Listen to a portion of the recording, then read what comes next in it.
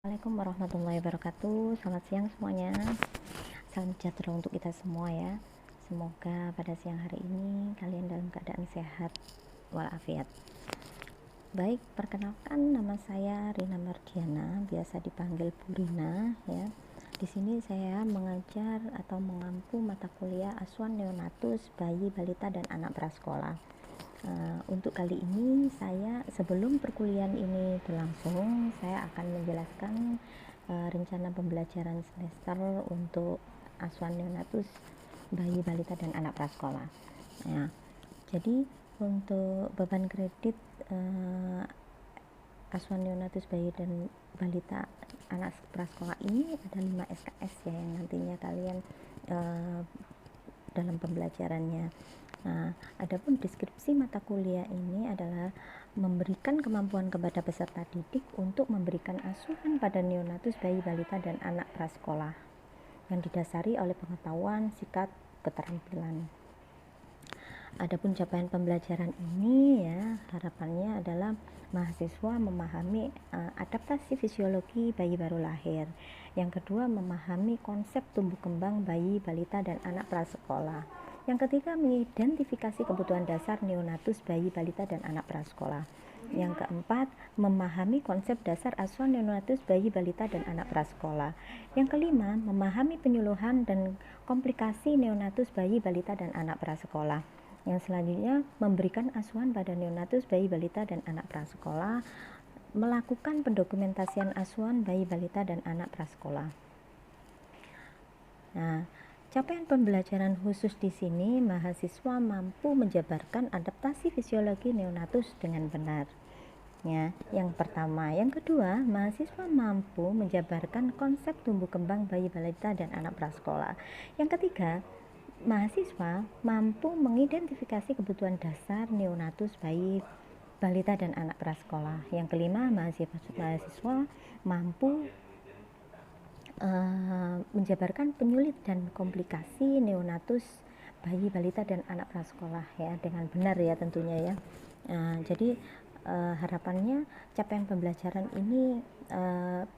pembelajaran khusus ini akan tercapai nantinya ya. Yang keenam, mahasiswa mampu menerapkan asuhan pada neonatus, bayi, balita, dan anak prasekolah dengan benar. Yang ketujuh, mahasiswa mampu menyusun pendokumentasian asuhan neonatus, bayi, balita, dan anak prasekolah. Ya, nah, di sini saya menggunakan metode SCL dan praktek. Sedangkan SCL sendiri adalah student center learning, yakni berpusat pada mahasiswa, sehingga mahasiswa diharapkan bisa berperan aktif dalam perkuliahan ini begitu ya. Adapun untuk metode penilaian di sini adalah ada 3 ya. Jadi 1, persyaratan ujian. Kehadiran itu 75% sampai 90%. Ini boleh mengikuti ujian dengan penugasan. Kehadiran kurang dari 75% ini tidak boleh mengikuti ujian. Jadi harapannya kalian ini adalah 100% dalam kehadirannya. Nah, di sini yang kedua, sistem penilaian. Di situ ada UTS dan UAS yang nantinya akan kalian lakukan ya. Jadi 35% untuk UTS, 35% untuk UAS, sedangkan penugasan sendiri ini adalah 30%, sehingga besar sekali juga ya untuk pembobotan di sini. Nah, yang ketiga, konversi nilai. Nilai A itu jika 80 sampai 100 nilai kalian.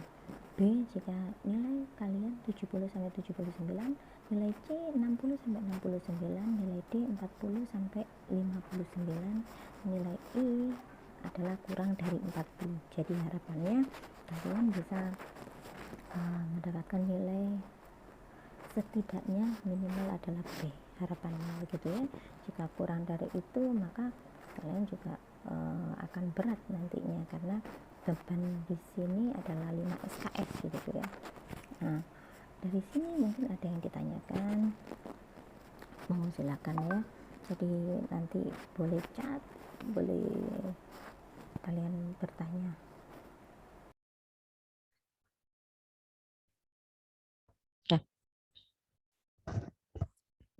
Baik, Assalamualaikum warahmatullahi wabarakatuh. Selamat siang semuanya.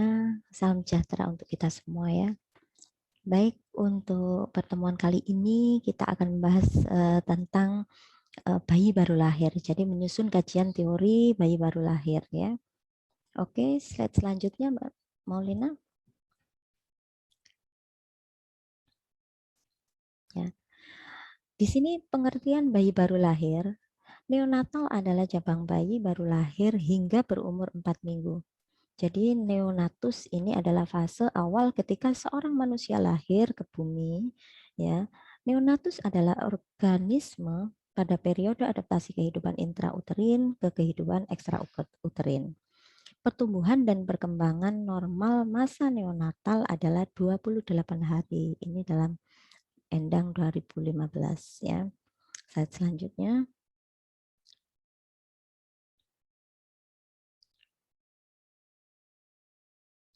Ya, periode Natal. Periode neonatal meliputi jangka waktu sejak bayi baru lahir sampai dengan usia 4 minggu terbagi menjadi 2 periode. Antara lain yang pertama adalah periode neonatal dini yang meliputi jangka waktu 0 sampai 7 hari ya, setelah lahir. Yang kedua, periode lanjutan merupakan periode neonatal yang meliputi jangka waktu 8 sampai 2 hari setelah lahir. Ya, set selanjutnya. Ya, pertumbuhan dan perkembangan usia neonatus. Yang pertama ini adalah sistem pernafasan. Yang kedua atau B ini adalah jantung dan sirkulasi. C adalah saluran pencernaan. D hepar. E keseimbangan air dan fungsi ginjal. F kulit. G imunologi. H suhu tubuh. Oke, ya. Oke, selanjutnya. Adaptasi fisiologi bayi baru lahir di luar uterus ya. Yang pertama ini adalah perubahan sistem pernafasan. Jadi yang pertama kali terjadi adalah perubahan dalam sistem pernafasannya. Yang perubahan paru-paru ya. Jadi surfaktan dan upaya untuk bernafas ini pada bayi baru lahir. Yang C fungsi pernafasan kaitannya dengan fungsi kardiovaskular. Berikutnya yang kedua adalah perubahan sistem peredaran darah. Setelah lahir, darah bayi baru lahir ini harus melewati paru. Nah, untuk mengambil oksigen dan mengadakan sirkulasi melalui tubuh guna mengantarkan oksigen ke jaringan. Yang ketiga adalah pengaturan suhu bayi. Pengaturan suhu ini adalah pada bayi baru lahir belum dapat mengatur suhu tubuh. Ya, jadi mereka ini masih beradaptasi sehingga akan mengalami stres dengan adanya perubahan-perubahan lingkungan. Yang keempat, metabolisme glukosa. Untuk memfungsikan otak memerlukan glukosa dalam jumlah tertentu. Jadi bayi itu dalam memfungsikan otaknya ini memerlukan glukosa dalam jumlah tertentu. Dengan tindakan penjepitan tali pusat dengan klem pada saat lahir, ini seorang bayi harus mulai mempertahankan kadar glukosa darahnya sendiri. Ya. Yang kelima, gastrointestinal. Sebelum lahir, janin cukup bulan ini akan mulai menghisap dan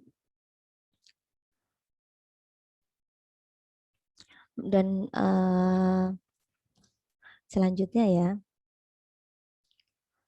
mulai menghisap dan menelan ya. Jadi refleks gumoh dan refleks batuk yang matang sudah terbentuk dengan baik pada saat lahir. Yang ketujuh, ini adalah kekebalan tubuh. Sistem imunitas bayi baru lahir ini masih belum matang, ya, sehingga menyebabkan neonatus rentan terhadap berbagai infeksi dan alergi, sehingga harus diperhatikan ya di sini. Yang kedelapan adalah perubahan sistem ginjal. Beban kerja ginjal ini dimulai saat bayi baru lahir hingga masuk cairan hingga masukan cairan ini meningkat begitu ya. Mungkin urin akan tampak keruh termasuk berwarna merah muda. Yang kesembilan ini adalah perubahan sistem reproduksi. Anak laki-laki tidak menghasilkan sperma sampai pubertas, tapi anak perempuan ini mempunyai ovum atau sel telur dalam indung telurnya, gitu ya. Yang ke-10 adalah perubahan sistem muskuloskeletal. Otot sudah dalam keadaan lengkap pada saat lahir. tetapi tumbuh melalui proses hipertrofi. Jadi ubun-ubun besar akan tetap terbuka hingga usia 18 bulan. Ini adalah normalnya ya. Fisiologisnya demikian. Selanjutnya ya. Nah, yang ke-11 ini adalah ada perubahan sistem syaraf ya. Adanya beberapa aktivitas refleks yang terdapat pada bayi baru lahir ini menandakan adanya kerjasama antara sistem syaraf dan sistem muskuloskeletal. Yang ke-12 adalah perubahan sistem integumen. Pada sistem integumen ini pada bayi baru lahir ini cukup bulan ini kulit berwarna merah, kemerahan ya. Yang ke-13 perubahan termoregulasi. Pada termoregulasi ini bayi baru lahir belum dapat mengatur suhu tubuhnya, sehingga mereka akan mengalami stres dengan adanya perubahan-perubahan lingkungan. Jadi pada bayi baru lahir ini harus harus dipertahankan ya suhu hangatnya supaya dia tidak stres. Selanjutnya,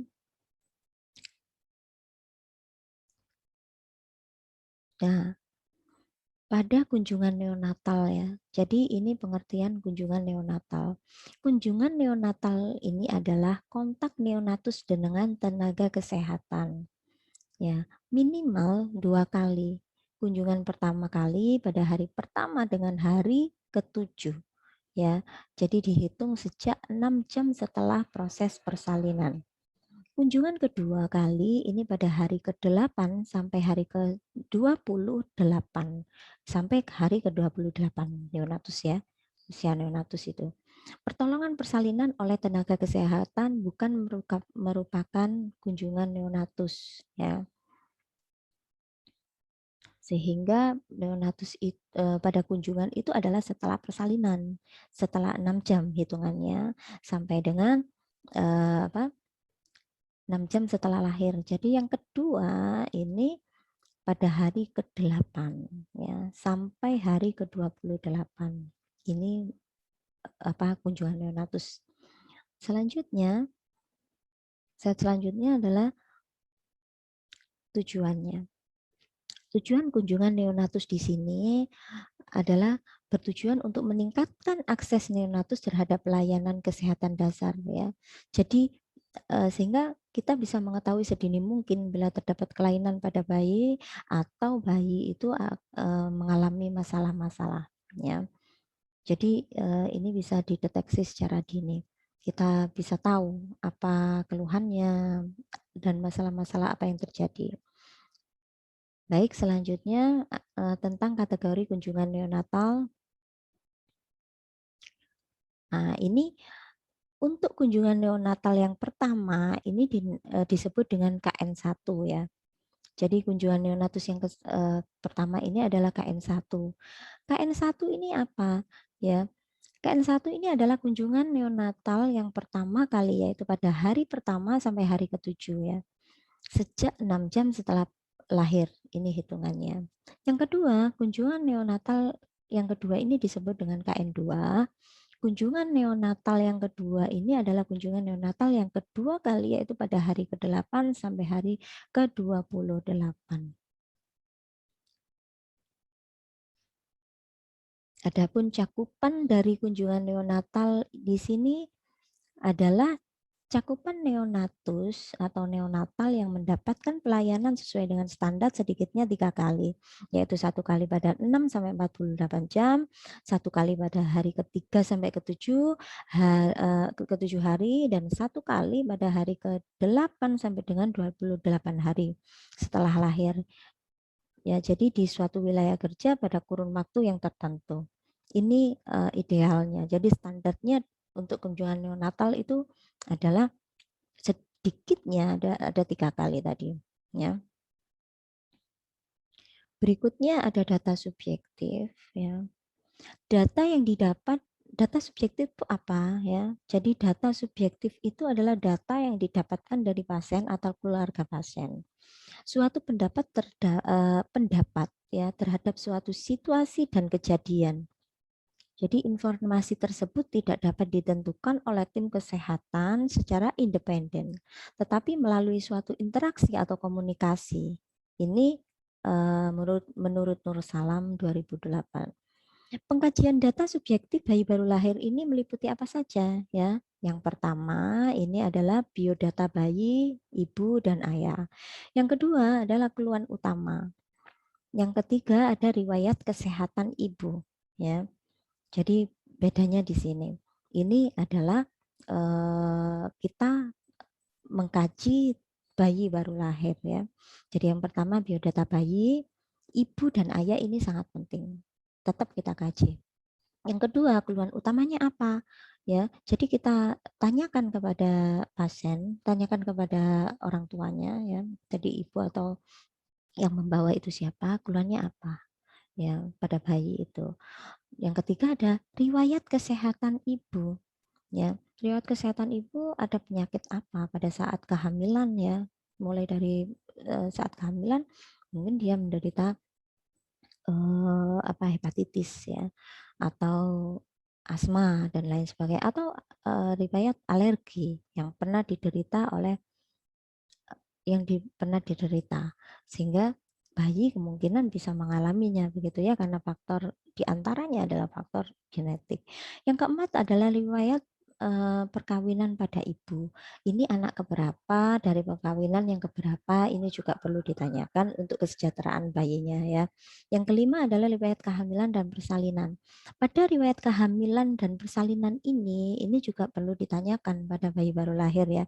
Pada riwayat kehamilan contohnya ANC berapa kali ya, pada trimester 1 berapa kali, dia dikasih terapi apa, keluhannya apa, ini juga harus kita tanyakan.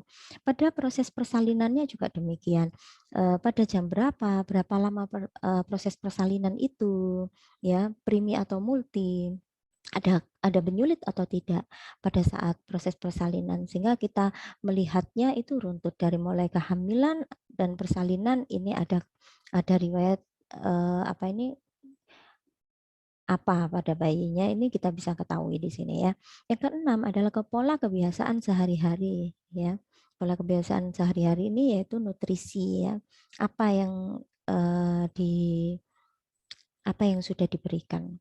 Contoh ASI ya.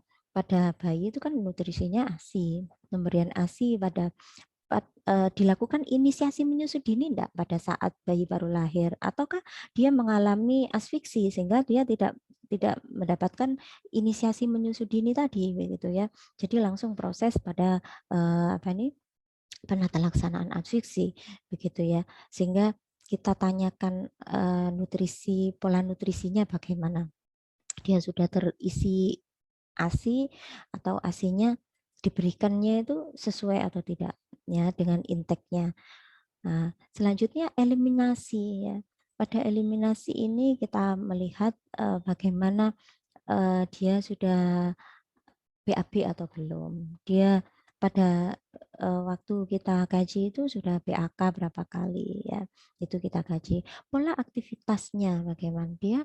Dia aktivitasnya ada gangguan atau tidak ya. Aktivitas tidur dan personal hygiene. Tidurnya berapa jam gitu ya. Kalau bayi itu kan hanya tidur saja. Tapi berapa jam dia tidur, berapa jam dia bangun dan dia harus mendapatkan ASI, mendapatkan nutrisinya begitu ya. Dan personal hygiene-nya dia sudah dimandikan atau belum. Kalau 6 jam itu pada saat kita kunjungan pertama ya, setelah 6 jam atau lebih ya, atau pada saat 3 hari kita tanyakan dia mandinya berapa kali atau diseka ya, atau bagaimana cara penata laksanaan untuk perawatan tali pusatnya begitu ya, atau pada saat BAK itu bagaimana cara membersihkannya, pada saat BAB cara membersihkannya bagaimana, ini juga kita tanyakan. Kita menanyakan selengkap mungkin ya yang kita butuhkan. Jadi data yang kita butuhkan itu harus kita tanyakan gitu. Nah, set selanjutnya ya. Setelah kita tanyakan pada pengkajian data subjektif yang kita dapatkan dari pasien, selanjutnya data objektif ya. Data objektif ini adalah pemeriksaan ya, pemeriksaan kita ya, petugas kesehatan ya atau dari buku KIA bisa kita lihat dari catatan perkembangan yang ada atau pada rekam medik ya kalau di rumah sakit. Nah, ini bisa masuk data objektif. Yang pertama adalah pemeriksaan umum. Pemeriksaan umum pada bayi baru lahir ini meliputi yang pertama adalah pernafasannya bagaimana. Ya, pernafasan pada bayi itu normalnya berapa ya. Jadi ini sesuai enggak fisiologis enggak ya. Warna kulitnya itu pucat, merah muda ataukah dia bahkan berwarna kebiruan begitu ya. Denyut jantungnya kita hitung sesuai enggak dengan normalnya begitu ya. Suhu aksilanya kita melihatnya dari suhu. Kalau sekarang ini bisa ya kita menggunakan tem yang digital begitu ya. Suhunya tentunya berbeda dengan rektal, 0,5 perbedaannya. Kalau kita menggunakan tem rektal tentunya lebih panas ya dari suhu normalnya.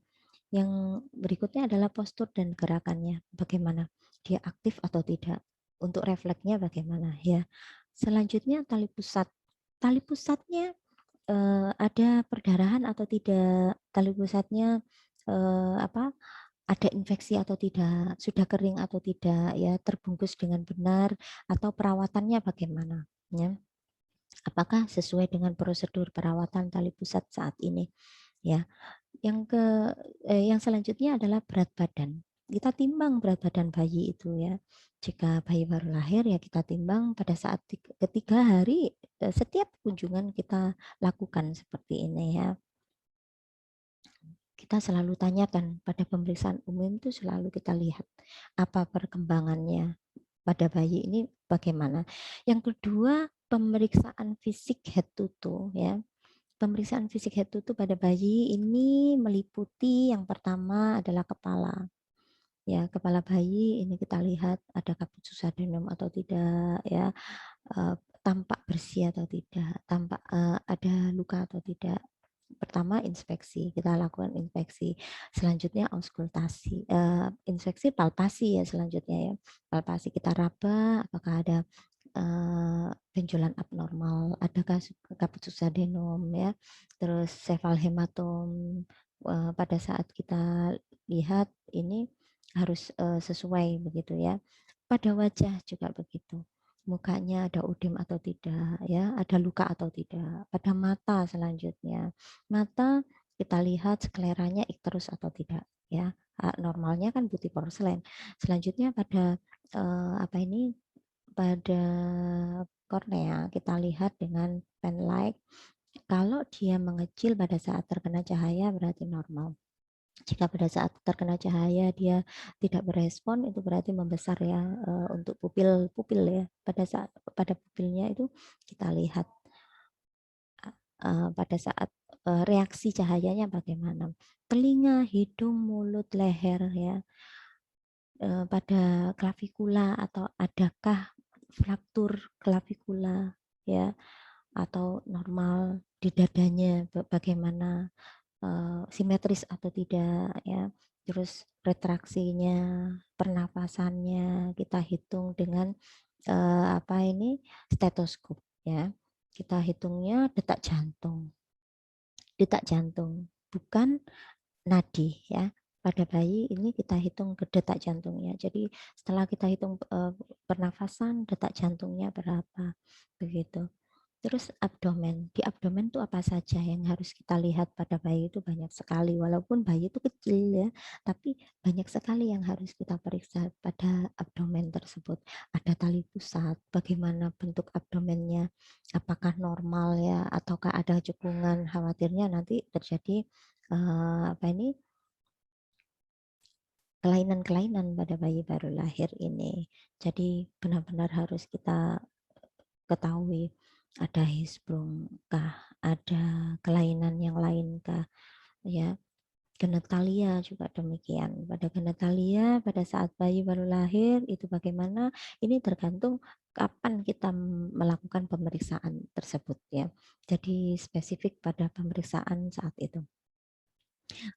Ekstremitas atas Jadi bahu dan lengan kita lihat apakah dia refleksnya bagus ya pada saat kita periksa. Ekstremitas bawah ini yang kita lihat adalah tungkai dan kaki. Pada anus ini kita ukur suhu rektal, sekalian kita lihat apakah ada atresia ani pada bayi baru lahir ya kita lakukan ataukah normal di situ. Adakah lubang pada anus begitu ya. Pada punggung kita lihat dulu simetris atau tidak pada punggung posisinya ya. Ada skoliosis, lordosis, kiposis ataukah bahkan di situ ada spina bifida. Terjadi ada kelainan pada punggung ya, spina bifida. Pada kulit ya, kulit kita lihat ada lanugo, ada apa nih? Ada vernica seosa kah ya pada bayi baru lahir ya, ataukah warna kulitnya pucat atau mengalami ikerus begitu ya, kekuningan pada bayi.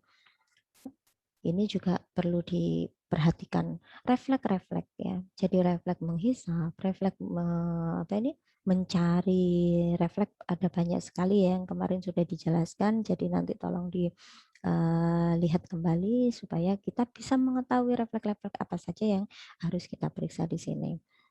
Selanjutnya antropometri ya. Antropometri ini adalah pengukuran-pengukuran pada bayi baru lahir yang harus kita lakukan ya. Pada saat bayi baru lahir wajib kita lakukan. Jadi mulai dari berat badan bayi baru lahir, mulai dari panjang badan yang sudah kita kita kita tahu ya bahwa kemarin sudah dijelaskan bahwa panjang badan bayi, berat badannya, lingkar kepala ya, ada diameter kepala, ada lingkar kepala ya. Jadi setelah itu lingkar dada, lingkar lengannya, panjang badannya ini jangan lupa ini masuk pada pengukuran antropometri. Berikutnya pada apa? Eliminasi ya, dia normal atau tidak, sudah BAK berapa kali, BAB berapa kali yang harus kita ketahui. Jadi harus spesifik, lengkap, dan pada saat itu usianya berapa, kita sesuaikan dengan pemeriksaannya ya. Selanjutnya pada analisa ya, analisis. Di analisis ini harus sesuai dengan pemeriksaan kita, sehingga pemeriksaan itu harus mengarah ya, harus apa ini harus akurat ya pada data subjektif, pada data objektif, sehingga pada saat kita menganalisis ya ini dan interpretasi ini berdasarkan data yang terkumpul kemudian dibuat kesimpulan yang meliputi diagnosis ya, antisipasi diagnosis dan masalah potensial serta perlu dilakukannya tindakan segera. Ini pada analisis yang harus diperhatikan ya. Selanjutnya adalah penata laksanaan. Pada penata laksanaan ini, perencanaan merupakan rencana dari tindakan yang akan diberikan termasuk asuhan mandiri, ya, kolaborasi, apa yang sudah dilakukan, ini juga masuk di dalam penata laksanaan. Ya. Diagnosis, ya, diagnosanya apa, dan hasil laboratoriumnya jika memang dilakukan, ini bagaimana hasilnya. Ini masuk pada penata laksanaannya, jadi merupakan acuan pada pelaksanaannya, penata laksanaan ini, serta konseling untuk tindak lanjutnya. Jadi kita bisa memberikan health education ini sesuai dengan data subjektif dan data objektif yang sudah kita lakukan dari diagnosis yang ada tadi, sehingga bisa sesuai ya dengan apa yang kita berikan nantinya. Semoga bisa bermanfaat apa yang sudah disampaikan tadi. Kurang lebihnya saya mohon maaf. Saya akhiri dulu. Selamat sore. Wassalamualaikum warahmatullahi wabarakatuh.